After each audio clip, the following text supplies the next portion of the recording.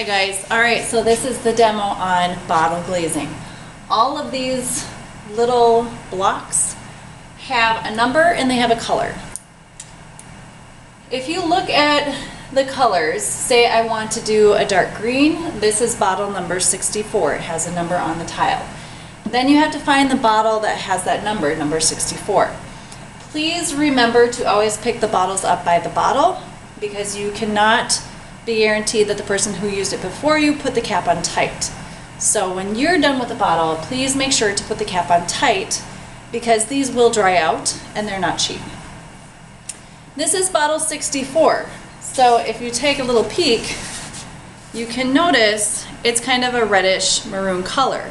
But when it's fired in the kiln, it turns a dark green. So you cannot assume that the color in the bottle is the color of the glaze. That's why we have all of these test tiles. The bottom row, these are called the element glazes. They have more variation to them. These are kind of my favorite. So if I see bottle number 21, that's kind of a blue with some variation to the color. Here is bottle number 21. It's called Stormy Blue. And again, it's kind of more like a pinkish color. That's because the cobalt in it. Cobalt is a chemical, and glazes are chemicals mixed up with water. So they are not paint. So the elements go down here. It's number 13 through 24. We have number 27 and 29 as well. Those bottles are right over here on the side. Then this middle row, we've got some primary colors: red, orange, yellow, green, blue, purple, and then we have some light blue, light green, bright orange. Up here, the boxes or the bottles that have letters, notice they have a letter on the side and on the top. The letters are called crystal glazes. They have chunks in them, and those chunks are pieces of glass that melt, that give you the speckles. So any of the letter bottles, we do have two that are numbers, 8 and 53, they're up here. Any of the bottles that have the letters, they're crystal glazes, and so you want to mix them up really, really well, and you want to get the chunks in them. Once you pick your color, you want to start with your large areas first. You can bottle paint your pottery, but primarily the bottle paints and the bottle glazes are used for your hand-built pieces. Make sure the cap is on really tight. We want to shake them up because the chemicals sit at the bottom of the bottle. So shake them really well. Notice my fingers on top of the cap.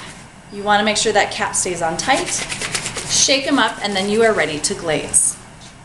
At your table, you should have some really nice paintbrushes and some cups. These are the glaze brushes. So when you're glazing, you might not have wax on your foot. You might just have your hand-built piece.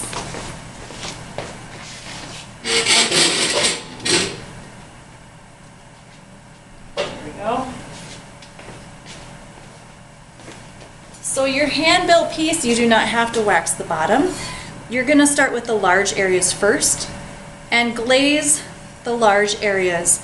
You want to put 2 to 3 coats of each color. So if I was going to glaze that background color E, it's called Waterfall. It's a chunky, so I want the chunks. I'd use these brushes, and I would carefully paint the background. 3 coats, maybe 2.